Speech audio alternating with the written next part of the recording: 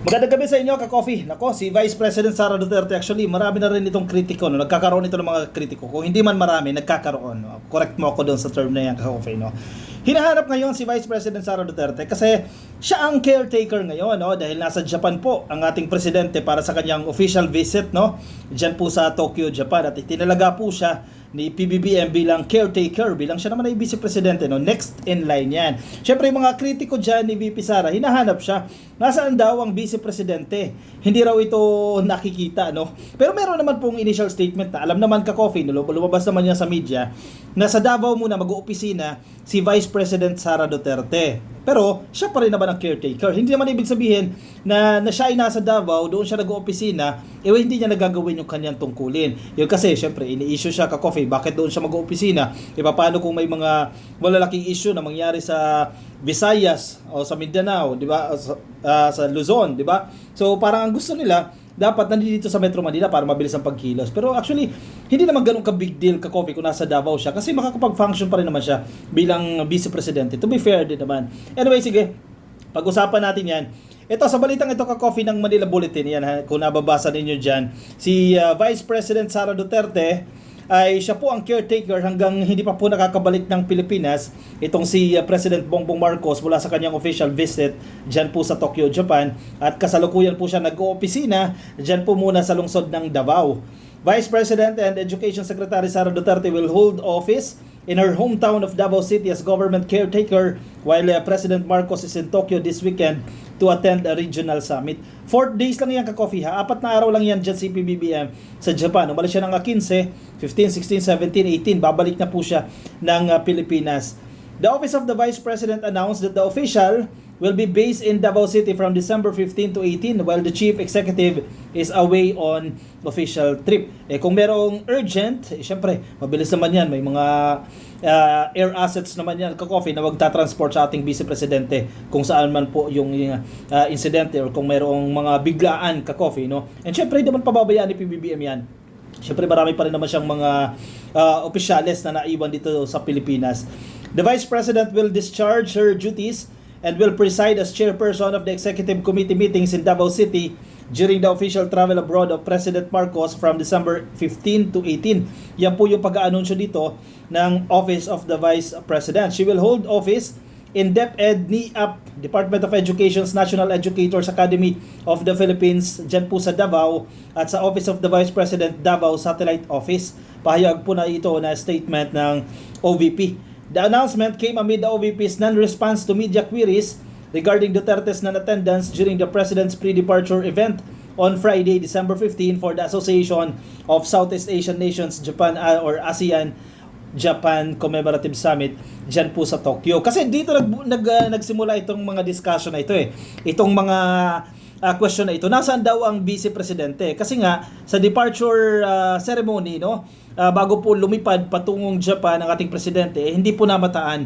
si Vice President Sara Duterte kasi halos perfect attendance ito ka-coffee. Sa pagmomonitor natin dito sa events ni PBBM, bibihirang mawala si Vice President Sara Duterte sa mga departure ceremony. This time, kahapon ka-coffee, 15, doon lang hindi siya nakitaan. Hindi siya nakita doon, no, sa Maharlika, dyan po sa Pasay, no, sa Villamor Air Base. So, tinanong tuloy ng mga netizens, nasaan si VP Sara? Ayan, naglabas po ng statement ang OVP na sinabi nga nasa Davao ito. Doon mula ito mag-oopisina.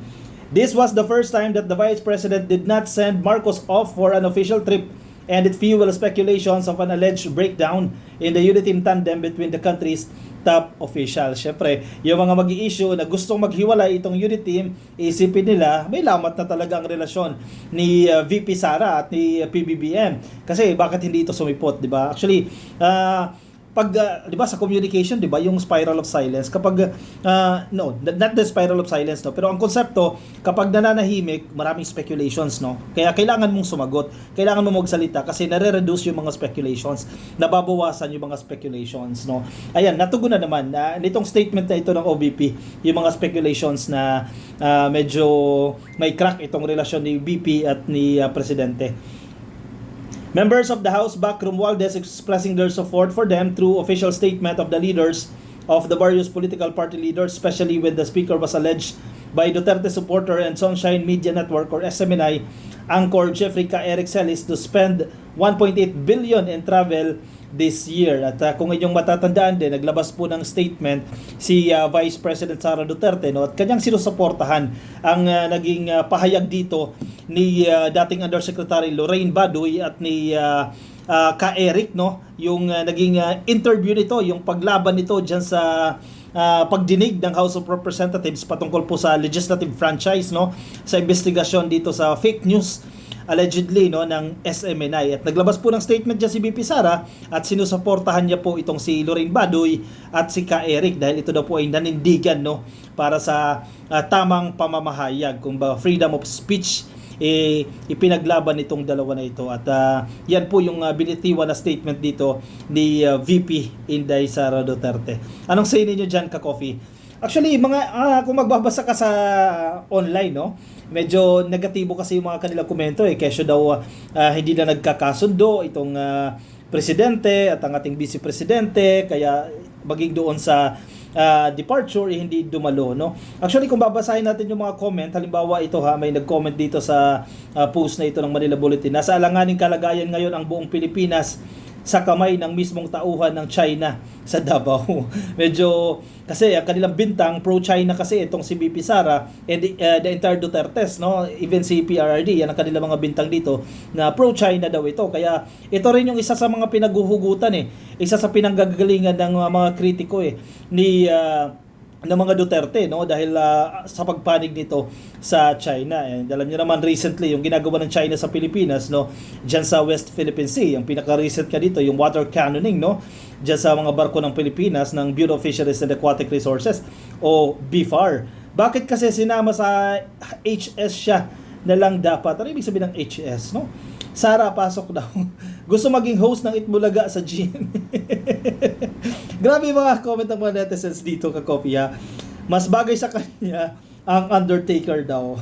Kasi caretaker yung headline dito, ka-coffee, yan. Tampururot daw, sabi ni Judith Din. Yan yung mga komento ng mga netizens. At yung iba nag-hashtag pa, nasaan ang VP, nasaan daw si Vice President Sara Duterte. Wala namang pahayag dito, pa ka-coffee, ang Malacanang, kasi hindi man to of national interest, no, na pag-opisina ni VP Sara dito. Ang akin lang, to be fair din naman kay VP Sara, pwede ma-discharge na pa rin naman yung kanyang function bilang vice presidente habang siya po ay nasa Davao. Pero yung ibang kritiko din kasi gusto nila nandito kasi andito ang sentro ng gobyerno, no, sa Maynila. So dapat dito ito mag-hold ng office at 4 na araw ito, no, hindi naman daw ito 1 day or 2 days lang, 4 na araw ito. Alright, sige, anong say niyo dyan? Sige, ilagay dyan sa ating comment section ang inyong mga opinion, ang inyong mga reaction dyan sa comment box. Ang mabasa rin po ng iba nating mga ka-coffee. Samantala, kung nasa Facebook po kayo, yan like lang po, click lang po yung like, follow, yan, baka di pa po kayo followers, click lang po yung follow or like. Kung nasa YouTube po kayo, ay click lang po ang subscribe para dumami tayo, no. Maraming salamat po sa inyong walang sawang pagsuporta, ka-coffee. Alright, ingat po kayo at enjoy your coffee, ka-coffee, while it is hot. Ika nga, enjoy your coffee while it is hot. Habang mainit pa ang inyong kape, inamnamin ang sarap ng kape. Paalam po sa inyo, ka-coffee, ingat po, bye-bye.